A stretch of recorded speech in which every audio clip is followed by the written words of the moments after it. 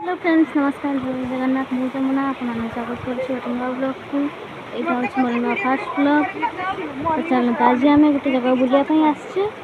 माछ कांदना देखो ता व्यू केमती आस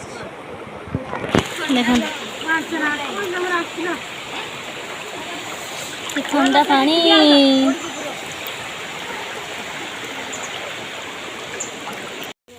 तापर आम मैंने चलू पहाड़ उपरक आपण मैंने देखिपे जे मो पचार धाड़ी बांधिकी चली चलतु